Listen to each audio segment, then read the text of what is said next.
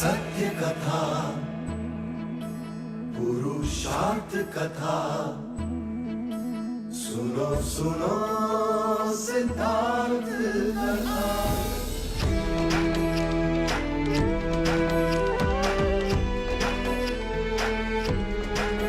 संसार में दुख का कारण क्या,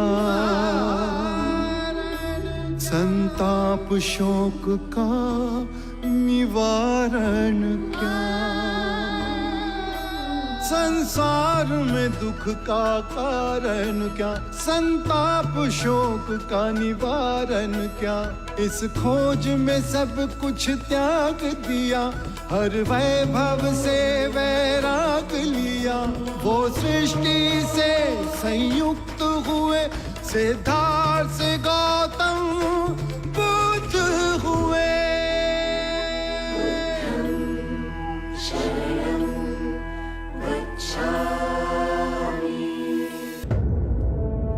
आइए, मगध के शिरोमणि परम ज्ञानी ब्राह्मण जो अब भिक्षु बन गए हैं, बड़ा खेद हुआ आपका ये परिवर्तन देख। महाराज, यदि आप मेरी दीक्षा से क्रोधित हैं तो मुझे भी खेद है। उतना खेद नहीं जितना हमें है। आपने अपनी पूरी ब्राह्मण जाति को, मगध को, हमें लज्जित किया है और हमारे जले पे नमक छिड़कने के लिए उस बुद्ध के अनुयायी बन गए हैं आप। बुद्ध के सामने शीश अनायास ही झुक जाता है। आपने मगध नरेश के सम्मान के शीश को झुकाया है और अब आपके शीश पर मगध की जवाबदेही बनती। जब मैं बुद्ध से विवाद करने आया तो मैं ज्ञान के अहंकार में था, और जब मैंने बुद्ध का तेज देखा तो मेरे अहंकार का शीश टूट गया और अपमान हुआ हमारा।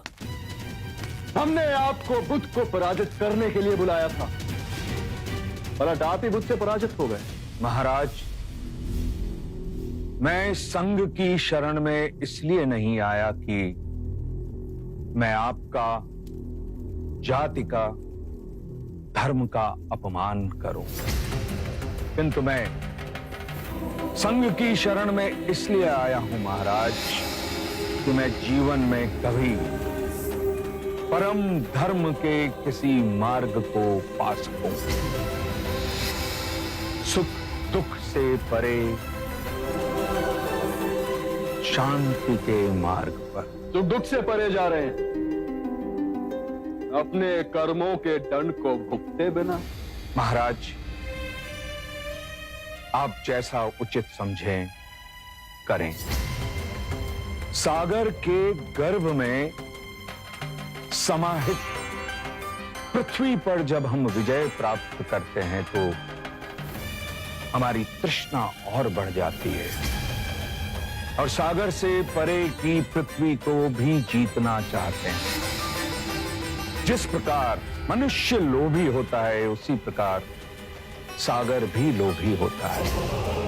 वो सदैव जल की इच्छा रखता है, और जिसने अपने आप को जीत लिया उसने महाराज ब्रह्मांड को जीत लिया। बस, अब एक और शब्द नहीं।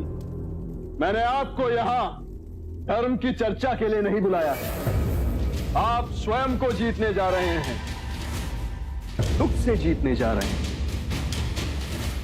है ना? तो देखें कि आप दुख पर विजय पा सके। ले आओ।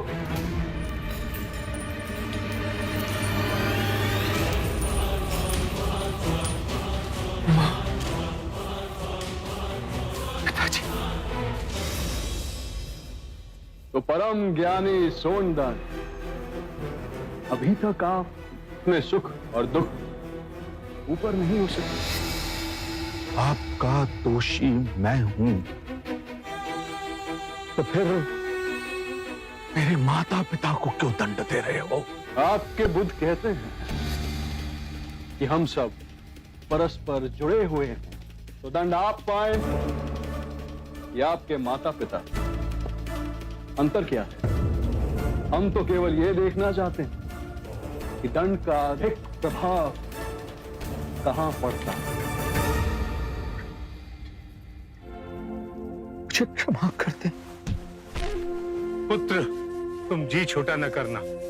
तुम जिस पथ पर चले हो उसे सिद्ध हो गया है कि ब्राह्मण वही है जिसे परम ज्ञान प्राप्त करने की सच्ची लगन है। हमारा आशीष सदैव तुम्हारे साथ है। ले जाओ इन्हें।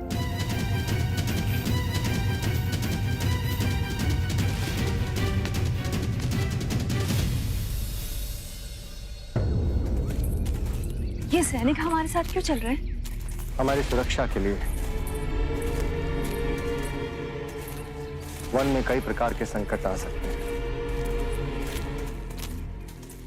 हम जानते थे आप हमें कारावास से छुड़ाने अवश्य आएंगे, किंतु आपको आने में इतने दिन क्यों लग गए? मुक्त तो मैं तुम्हें उसी दिन कर देता मानविका, पर क्या करता। बुद्ध को मगध से जैतवन लाने के लिए जितने दिन लगे उतने दिन तो रुकना ही था। पर अब बुद्ध जैतवन पहुंच चुके हैं। समय आ गया है कि तुम्हें भी वहां पहुंचा दिया जाए जहां तुम सदा सदा के लिए सुरक्षित रहो।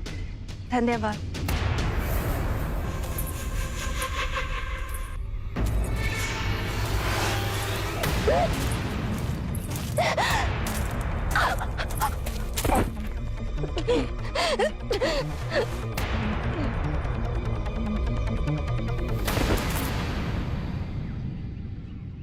जीवित रहकर तुम्हारा उपयोग हमारे लिए समाप्त हो चुका था मानविका, पर तुम्हारा शव हमारे बहुत काम आएगा।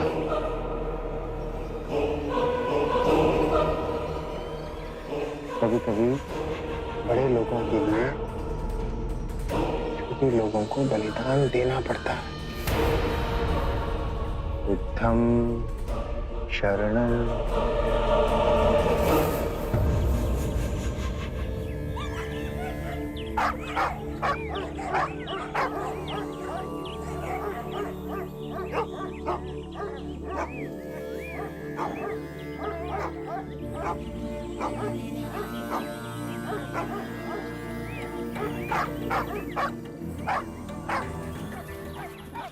सुबह से इतना शोर मचाया हुआ है। क्या इन पंछियों और श्वानों के कोलाहल से आपका ध्यान भंग नहीं हो रहा? जो ध्यान कोलाहल से भंग हो जाए उसे ध्यान नहीं कहते। क्षमा बुद्ध। कुछ तो है जो इन पंछियों और श्वानों को संताप दे रहा है। जाकर देखो क्या है कुटिया के पीछे जो ये इतने उत्तेजित हो रहे हैं।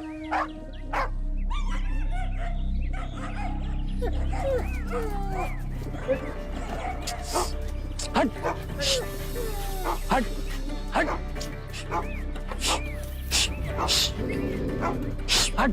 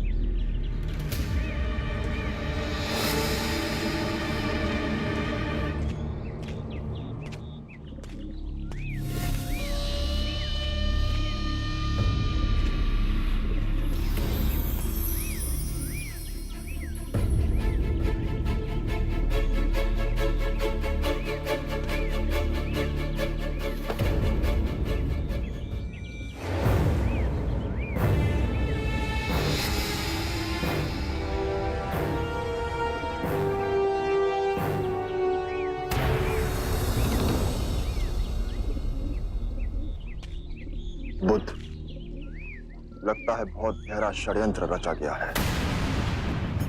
शव को देख के अनुमानित होता है कि सबसे पहले इसकी हत्या की गई थी और फिर उसे यहां लाके गाड़ा गया है। परंतु ये षड्यंत्र किसके विरुद्ध रचा जा रहा है?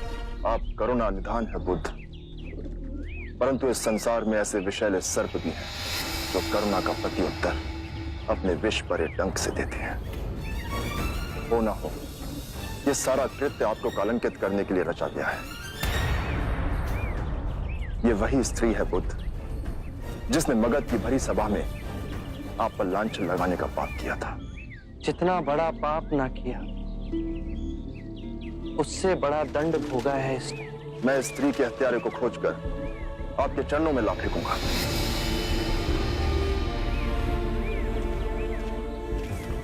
आनंद, इसके अंतिम संस्कार की व्यवस्था की जाए।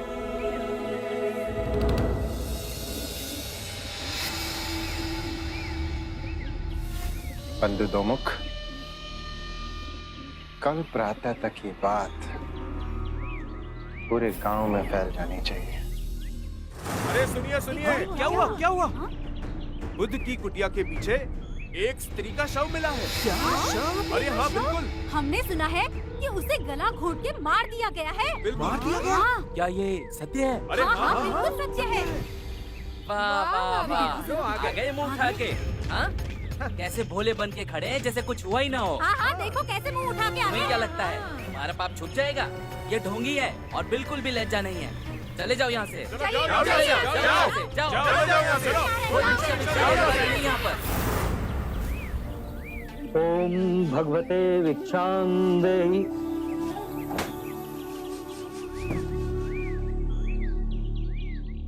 क्या ये सच है कि आपके संग में किसी स्त्री की हत्या करके उसका शव गाड़ दिया गया था और फिर वो शव बुद्ध की कुटिया के समीप पाया गया है? जाओ कोई और घर खोजो। किस मुंह से भिक्षा मांगने आए हैं आप?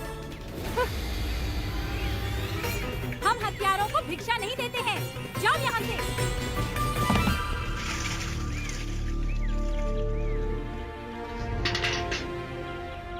बहुत प्यासे लग रहे हैं, जल लीजिए।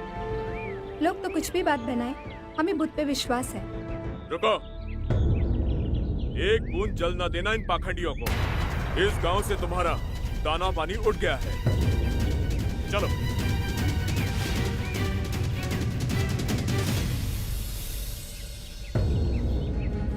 इनका स्वास्थ्य पहले ही ठीक ना था और जब से गांव वालों ने भिक्षुओं का बहिष्कार किया, तब से इसके गले में अन्न का एक दाना नहीं उतरा। अगर इसी तरह से भूखा रहा तो इसके प्राण निकल जाएंगे। वो अज्ञानी है जो आप पर ऐसे लांछन लगा रहे हैं। क्षमा कर दो, मैं स्वयं जाकर तुम्हारे लिए अन्न का प्रबंध करूंगा। कैसे विश्वास दिलाएं गांव वालों को कि उस स्त्री के हत्या में हमारे संघ का कोई हाथ नहीं। और अब तो गांव वाले भी हमसे घृणा करते हैं बुद्ध। घृणा का उत्तर घृणा से देना कभी सार्थक नहीं हुआ। घृणा प्रेम से मिटती है और यही शाश्वत नियम है। परंतु इस असत्य को सत्य मानने लगे हैं लोग। 3 बातें कभी अंधकार में नहीं छिपती: सूर्य, चंद्रमा और सत्य। बिना अन्न के हम जीवित रह सकते हैं, परंतु बिना जल के? आप सबके लिए ये दिन कठिन और विषम होगा, परंतु योग साधना में इसका एक मार्ग है। अपनी जिह्वा को गोल बना बाहर निकालिए और मुख से श्वास लीजिए। प्यास नहीं सताएगी।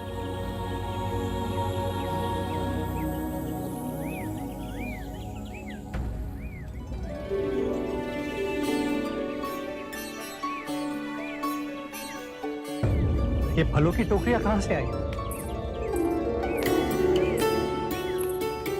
कदाचित हमारे संघ की परिस्थिति की जानकारी पूरे प्रदेश में फैल गई।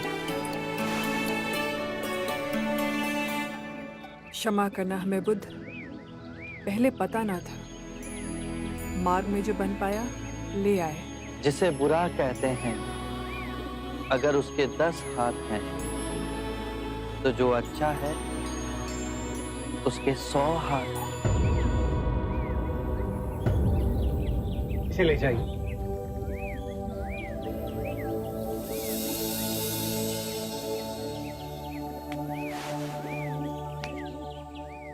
तुम्हारा यहाँ आना अकस्मात नहीं जीवक। जब बचपन में आपसे मिले तो आपकी छवि अमिट छाप मेरे मन में छोड़ गई। तक्षशिला में पढ़ वैद्य की शिक्षा प्राप्त की है जीवक ने। इतने वर्षों से मन में आपकी ही धुन रही। आपके चरणों में अपनी विद्या समर्पित करने आ ही रहे थे कि ये दुखद समाचार हमें मिला। हमसे जो बन पाया ले आए। आभार तुम्हारा, पर अपने जीवन की सबसे अनमोल निधि जीवक को तुम स्वयं ले आई। ये शुभ है। एक माँ अपने पुत्र को ऐश्वर्य का मार्ग छोड़ संन्यास के मार्ग पर स्वेच्छा से लाए। ये बहुत सराहनीय है आम्रपाली। किसी अदृश्य डोर ने आपको हमसे बांधा है प्रभु। जीवक की परम इच्छा थी कि अपने आयुर्वेद के ज्ञान को संघ की सेवा में लगाएगा। चिकित्सा की यहाँ अधिक आवश्यकता होगी यदि आप इसे स्वीकारें।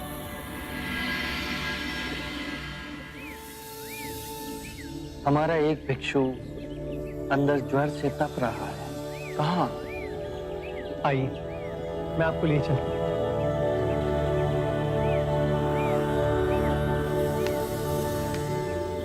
आम्रपाली, भिक्षुओं के लिए अन्न जल का प्रबंध कर।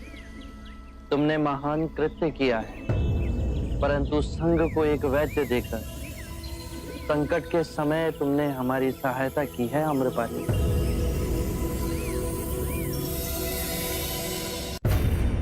आपको विश्वास है कि मानविका के घर से हमें उसकी हत्या का कोई प्रमाण मिल सकता है? बुरे कृत्य हमेशा अपने पद चिन्ह छोड़ के ही जाते हैं। ढूंढो।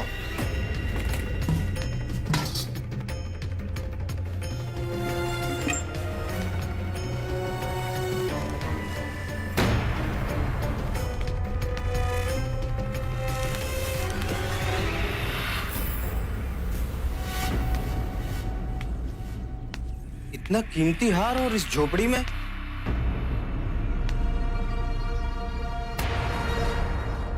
ये तो किसी पुरुष का हार है। राजघराने के चिन्ह भी इंगित हैं। शाक के राज परिवार का चिन्ह।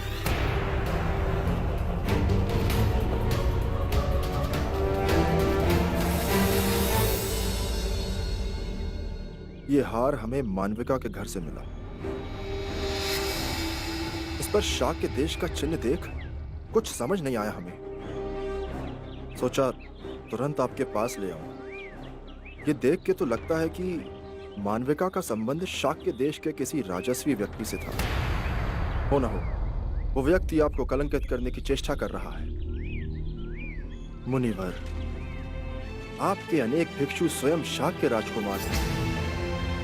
क्या उनमें से किसी को इस हार के संबंध में कुछ पता है? आभूषणों का परित्याग किए मुझे असंख्य वर्ष हो गए। मुझे इनकी पहचान भी नहीं। मेरे संघ में कोई भी आभूषण नहीं पहनता।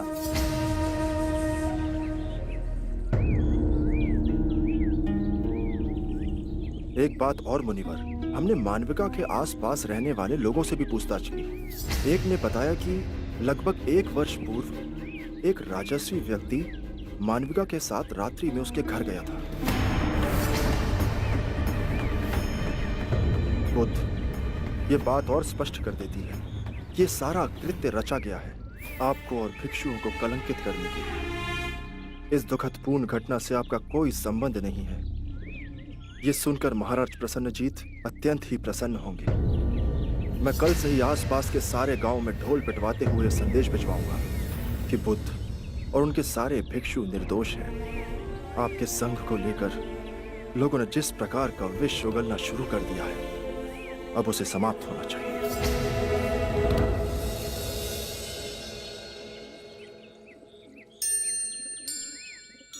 बुद्ध, यदि आपकी कृपा मुझ पर बनी रहे तो मैं उस दोषी को पकड़कर आपके चरणों में ला फेंकूंगा।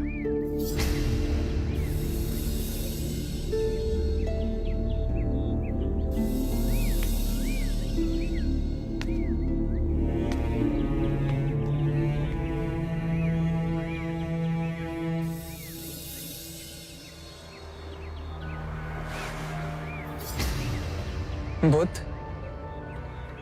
1 वर्ष पहले हमारे संघ में शाक्य कुल से दीक्षा लेने वाला तो एक ही व्यक्ति है, देवदत्त। मुझे लगता है कि इस कृत्य के पीछे देवदत्त का ही हाथ है। क्या तुम्हारे पास कोई प्रमाण है कि ये कार्य देवदत्त ने किया है? नहीं। तो फिर देवदत्त पर संशय मत करो। सत्य कभी छुपाया नहीं जा सकता। और यदि ये घटनाक्रम देवदत्त के द्वारा घटित हुआ है तो सबसे अधिक मुक्ति की आवश्यकता देवदत्त को है। और यदि देवदत्त अपराधी है तो उसका अंतर्मन उसे कठोर दंड देगा और वो इस पीड़ा से बचना चाहेगा। जिस प्रकार अंगुलीमाल का रूपांतरण अहिंसक में हुआ, उसी प्रकार देवदत्त का भी होगा। मनुष्य केवल अपनी अंतरात्मा को जगाने से बदलेगा।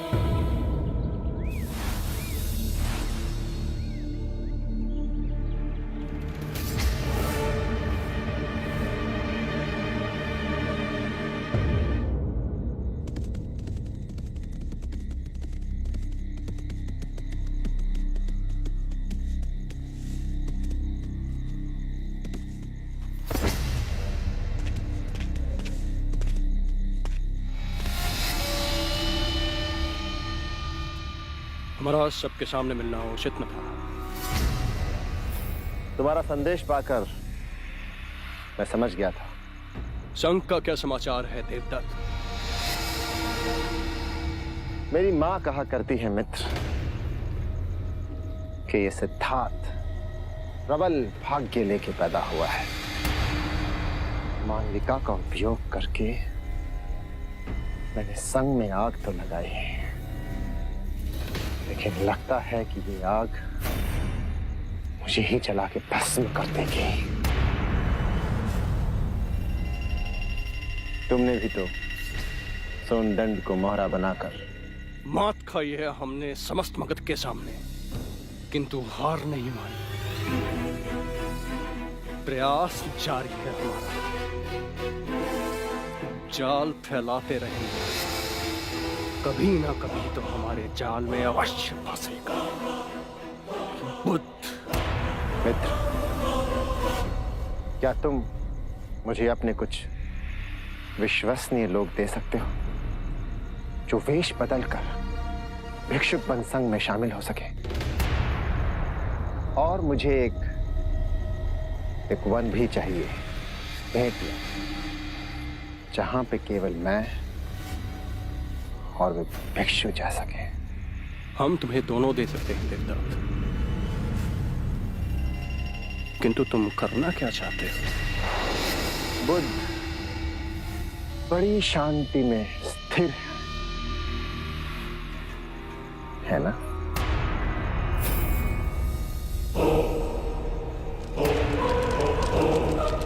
जब संघ में आग लगेगी और चारों ओर से बुद्ध को घेर लेगी, तब देखते हैं कि शांति कैसे स्थिर रहती है।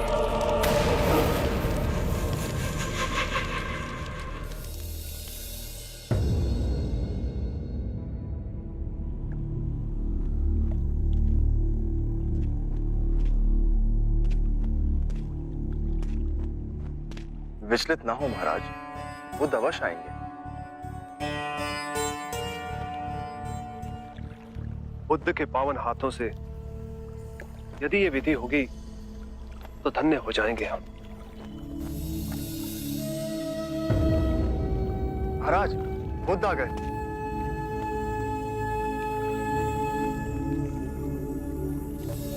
प्रणाम। एक विनती है आपसे। कहिए राजन। पिछले कई दिनों से मेरे स्वप्न में मेरे पिताश्री आ रहे हैं। मैंने ब्राह्मणों से भी इसका अर्थ पूछा तो उनका कहना था कि तुम्हारे पिताश्री को शांति नहीं मिली, उनके लिए पूजा करनी हो, यज्ञ संपन्न करना होगा। आप तो परम ज्ञान का स्वरूप है, तो विनती है आपसे कि पूजा विधि आप ही के हाथों से हो, जो मेरे पिताश्री तक पहुंचे, उन्हें मुक्ति मिले, जीवन मरण के इस चक्र से वो मोक्ष पाले। अवश्य राजन। आप मिट्टी के 2 घड़े मंगवाइए, एक में घी भरवाइए और एक घड़े में कंकड़ पत्थर भरवाइए, और उन दोनों घड़ों के मुंह कपड़े से बंधवा दीजिए और उन्हें लेकर नदी के तट पर आइए। मैं वहीं आपकी प्रतीक्षा करूंगा। मैं भी इसका प्रबंध करता हूं महाराज।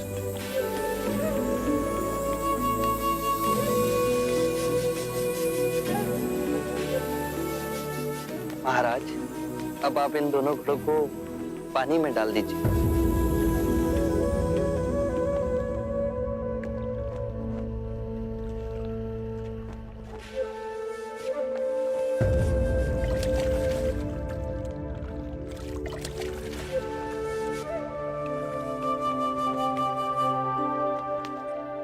महाराज, अब इन दोनों घड़ों को आप तोड़ दीजिए।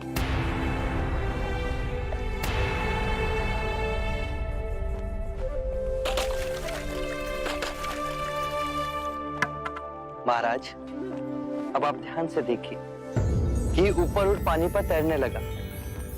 अब बताइए, मेरे या किसी और के पूजा पाठ करने से क्या यह घी नीचे बैठ सकता है? असंभव। ये तो घी का स्वभाव ही नहीं। सत्य कहा आपने। उसी प्रकार किसी भी पूजा पाठ, विधि विधान, कर्म कांड के द्वारा पानी के अंदर डूबे हुए कंकड़ पत्थर क्या ऊपर आ तैर सकते हैं? नहीं बुद्ध, ये तो प्रकृति के नियम के विरुद्ध है। तो हम प्रकृति से भिन्न कैसे हुए? हम भी तो प्रकृति का ही रूप है। सत्य कहा बुद्ध। एक सत्य ये भी है राजन, यदि हमारे पूर्वजों ने अपने जीवन काल में कंकड़ पत्थर बोए, दुष्कर्म किए, तो वो स्वाभाविक ही कंकड़ पत्थर की तरह नीचे बैठ जाएंगे। और यदि उन्होंने अपने जीवन काल में सत्कर्म किए तो स्वाभाविक ही घी की तरह ऊपर आ तैरने लगेंगे। जो बोएंगे वही काटेंगे। परंतु इस शरीर रूपी जीवन काल में ही नहीं, अपितु इस शरीर रूपी जीवन काल के पश्चात वाली यात्रा में भी हम जैसे कर्म करेंगे वैसा ही फल मिलेगा। अब बताइए, इस प्रकृति के नियम को कोई पूजा पाठ, कर्म कांड, विधि विधान, यज्ञ हवन मिटा सकता है? राजन, मैं भी इसको नहीं बदल सकता। केवल अच्छे कर्म ही मनुष्य की मुक्ति का द्वार खोलेंगे। एक ऐसी तलवार है आपके हाथ में जो एक क्षण में सारे झूठ काट केवल ज्ञान को प्रकाशित करती है। ना जाने कितने जन्मों और भटकता में यदि आपकी कृपा ना होती, इस एक क्षण में आपने अपनी अदृश्य तलवार से मेरे अहंकार का सर भी काट दिया। धन्य है प्रभु।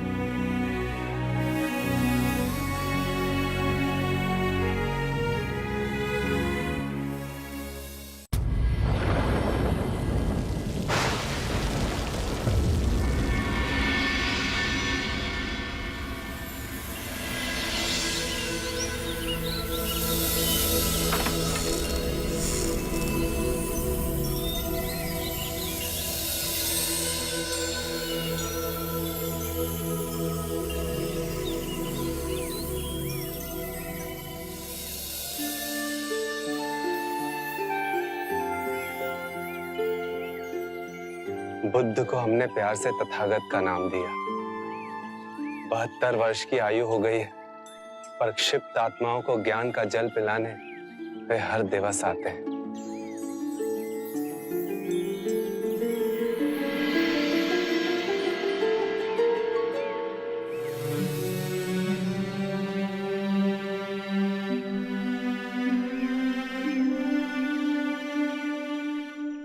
कितनी ही ऋतुएं आई और गईं, कितनी ही बार इस धरती ने करवट बदली, कितने ही राजा और महाराजा आए और चले गए, किंतु हम कितने भाग्यवान हैं कि बुद्ध के उपदेश हमें आज भी इन परिवर्तनों में शांत और स्थिर रखते हैं।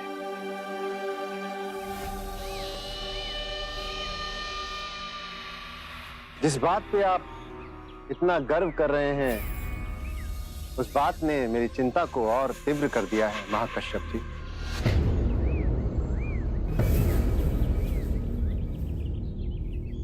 मैं आपसे अपनी और अपने जैसे कई और भिक्षुओं की ओर से एक प्रार्थना करना चाहता हूं।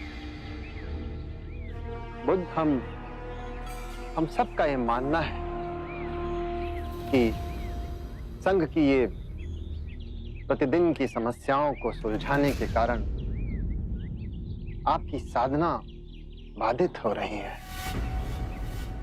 साधना की नई पद्धतियां, नए मार्ग को खोजने में बड़ी कठिनाई हो रही है। और वैसे भी पिछले कुछ वर्षों में जो घटनाएं घटी हैं, संघ में उभरे मतभेद, स्त्रियों का संघ में प्रवेश, मानविका की घटना, इन सब ने कहीं ना कहीं आपको बड़ा कष्ट पहुंचाया है, बड़ा दुख हुआ है आपको इनसे। और वैसे भी पिछले कुछ माह से आपका स्वास्थ्य अब पहले जैसा नहीं रहा। आप जो कहना चाहते हैं आप उस पे आए। अवश्य। मैं केवल ये कहना चाहता हूं कि बुद्ध को अब विश्राम की आवश्यकता है। इन्हें अपना शेष जीवन शांतिपूर्ण तरीके से जीना चाहिए। ये संघ की प्रतिदिन की कलह से आप इन्हें अब मुक्त करें। आप अपना मत बताइए देवदत्त। बुद्ध के विषय में कृपया अपने अनुमान मत लगाइए। बुद्ध, मेरा ये मानना है कि आपको संघ के संचालन में अब कष्ट होने लगा है। आप स्वयं को अब इस कार्यभार से मुक्त करें, निवृत्त हो।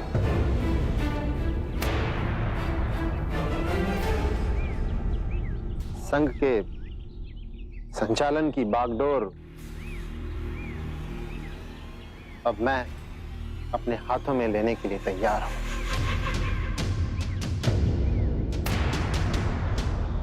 सभी भिक्षुओं के नेतृत्व का बेड़ा मैं उठा लूंगा, आप निश्चिंत रहिए।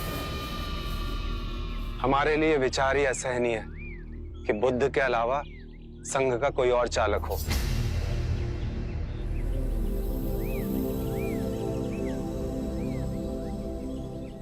देवदत्त, तुम्हारा बहुत बहुत आभार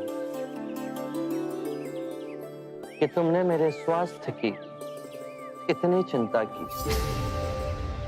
किंतु मैं आप सभी भिक्षुओं को आश्वासन देना चाहता हूं कि मैं पूर्ण स्वस्थ हूं और संघ के कार्यभार को संभालने में मुझे कोई अड़चन नहीं।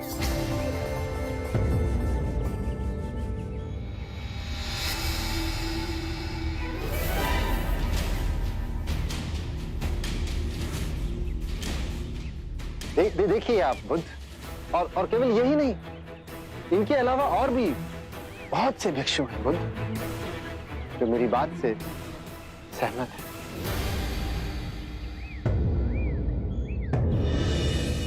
हे बुद्ध, मेरी आपसे याचना है कि आप संघ का संचालन अब मुझे करने दें और स्वयं अवकाश ले लें। देवदत्त, तुमने अपनी बात कही, अब मैं अपनी बात कहूं। आप सभी अपना आसन ग्रहण करें।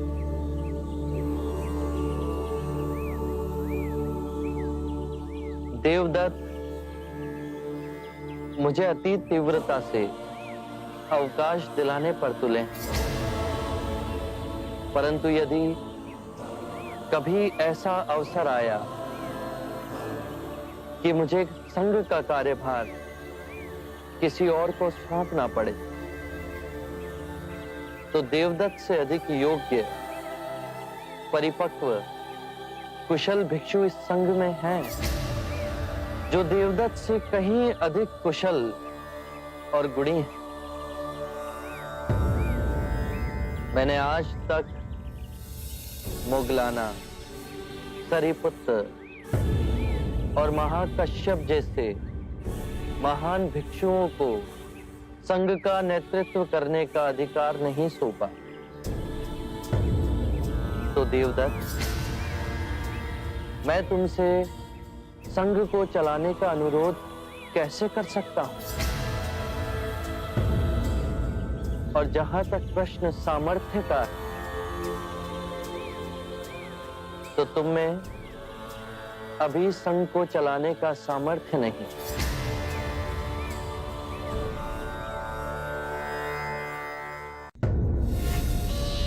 देवदत्त जी, दिल छोटा मत कीजिए। संघ की बागडोर इतनी आसानी से हाथ में नहीं आएगी। अंत में निकला तो वही ना। बुद्ध भी सामान्य मनुष्य की भांति सत्ता के लालची ही निकले। अपना आसन किसी दूसरे को देने में संकोच कर रहे हैं। ये बुद्ध जब सिद्धार्थ थे ना, तब भी इनकी मनोवृत्ति बिल्कुल ऐसी थी। सच में? और क्या, तब भी हर बात पे ये प्रतिद्वंद करने की इनकी महान प्रवृत्ति है, ऐसी थी। जैसे मेरी हर बात का विरोध करने के लिए महान पुरुष धरती पर अवतरित हुए। लोग कहते हैं कि सिद्धार्थ बुद्ध हो गए। आश्चर्य। लक्षण तो आज भी वही है, वही के वही सिद्धार्थ के। ये तब भी मेरा शत्रु था, ये आज भी मेरा शत्रु ही है। लेकिन अब इसकी मनमानी चलने नहीं दूंगा, नहीं चलने दूंगा। बुद्ध, तेरी मनमानी।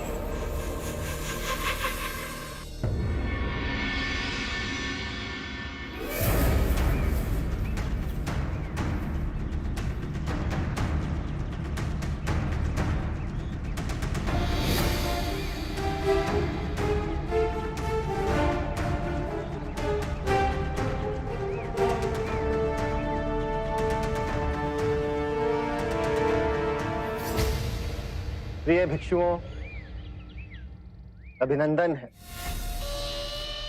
स्वागत है आप सबका। सर्वप्रथम मैं आभार व्यक्त करना चाहूंगा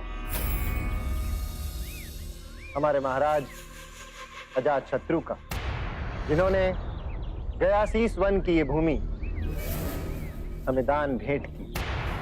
आभार है हमारे कुलगुरु का, जिन्होंने सदैव हमारा समर्थन किया। प्रिय भिक्षुओं, आप में से अधिकांश मेरे द्वारा ही दीक्षा प्राप्त है। आपका गुरु होने के नाते ये मेरा कर्तव्य भी है और अधिकार भी कि अपने विचार और अपनी चिंता आप सबके समक्ष मैं रखूं। आज मेरी चिंता का केवल एक ही कारण है, संघ का संचालन। मैंने आदरणीय बुद्ध से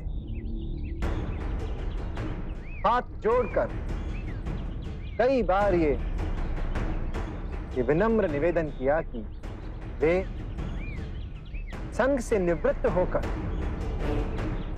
साधना की नई पद्धतियां नए विचार और नए मार्ग को खोजें, जिससे आप सभी भिक्षुओं का कल्याण हो सके। किंतु बुद्ध ने मेरी बात नहीं मानी। मैंने हाथ जोड़कर उनसे विनम्र निवेदन किया कि बुद्ध, हमारे संघ पे ये आरोप है कि यहाँ पे केवल क्षत्रियों को और ब्राह्मणों को प्रवेश मिलता है। आप स्वयं देखिए कि बुद्ध के प्रथम अनुयायी राजघराने के ही लोग हैं। जो बचे खुचे रिक्त स्थान हैं उन्हें ब्राह्मणों ने भर दिया। यही बात मैं बार बार बुद्ध को समझाने का प्रयास करता हूं कि हमारे संघ में निम्न जाति के वर्ग के लोगों को ही प्रवेश मिलना चाहिए। लेकिन बड़ी कठोरता के साथ बुद्ध मेरे इस प्रस्ताव को ठुकरा देते। अरे ये तो बहुत बड़ा अन्याय है। हमारे महाराज स्वयं इस बात से कितने चिंतित हैं और इसीलिए मैंने अपने समर्थक भिक्षुओं को अलग से यहां पर बुलाकर ये बात समझानी अनिवार्य समझी।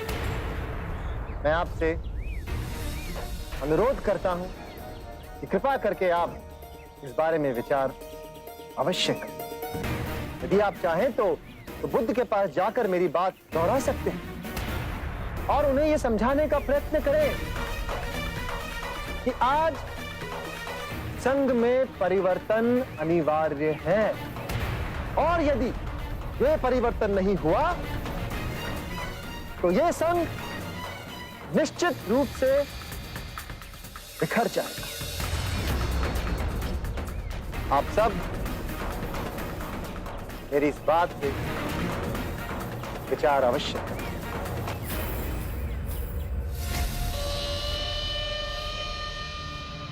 महाराज, ये देवदत्त भिक्षुओं को इकट्ठा करने की अपनी चिंता जता रहा है या फिर उन्हें बुद्ध के विरुद्ध इकट्ठा कर रहा है? कुलगुरु, इसे ही राजनीति कहते हैं। बस एक बार इस फूट की सूचना हर संघ में गूंज जाए, फिर देखते ही देखते बुद्ध का संघ टूट के बिखर जाएगा। आरंभ हो गई निर्वाण प्रथा, सुनो सुनो ये बुद्ध कथा।